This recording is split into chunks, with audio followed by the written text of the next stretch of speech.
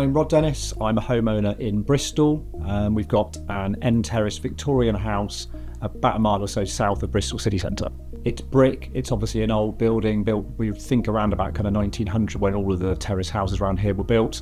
As a result, it's kind of cold and drafty, and the room that we're in faces northeast, doesn't get a great deal of natural light, certainly not this time of year. We're talking to you in the middle of winter, so therefore this was kind of priority to try and get this room warmed up as much as we can.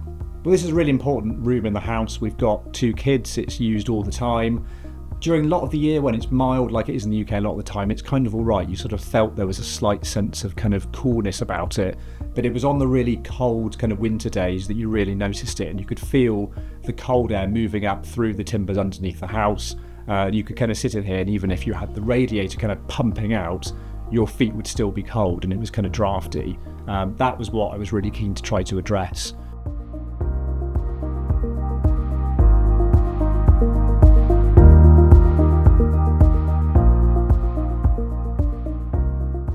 Obviously, in terms of the amount that energy costs, the fact energy costs have risen so much, the kind of idea of having the heating running almost continuously, paying for all that fuel and still feeling cold, there's something slightly depressing about that, which is why we felt we needed to address it somehow. Well, a couple of years ago, we had the back of our house remodelled slightly. That was a chance to get that floor insulated because all the floor needs to be taken up to get that work done. So we took the opportunity to do that. In this room, it's a bit different. Obviously, as I say, it's a room we use a huge amount. It's kind of carpeted in here. It's basically a bit more hassle to kind of get really much done. So we did look into the possibility of kind of conventional insulation methods, but that would obviously have a massive kind of impact. It would probably take several days. We'd obviously lose the use of the room. So really we were looking for a kind of opportunity for something which was perhaps a bit less intrusive, kind of quick, but gave us all the benefits of having a warmer room as well. So that was kind of, what led us to looking at underfloor alternatives.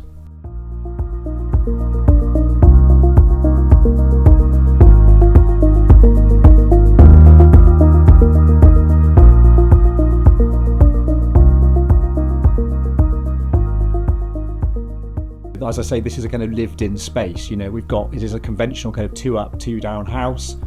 There's 4 of us live here. I work from home here as well. So the pressures on the house are much greater than we probably ever had. So I think that probably does 2 things. It makes certainly me spending more time here realise how much I want to have a warmer house, given how much we pay for the house in terms of heating. But it also makes you realise that anything you want to get done is going to kind of have an impact, and that, if anything, probably puts me off quickly making decisions. I can go around the house and make quick changes myself in terms of kind of plugging gaps and getting rid of drafts, that sort of thing.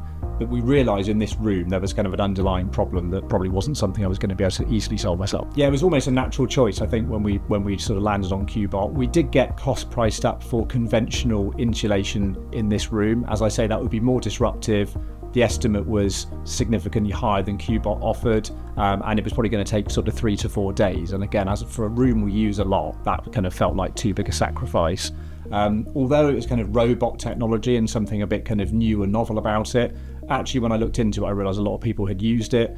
They were getting a lot of orders, and I think the fact that they would be able to come in, get the room done and be out within the same day, and for us to immediately see a benefit, and also for the kind of all of the timbers to be sort of looked after as well in terms of trapping moisture, that kind of thing. The fact they kind of look at all of those things and talk you through the process, I think was really positive. And again, it was really easy to get a date in. They came in, they did the work, they came out, and we saw immediate improvement.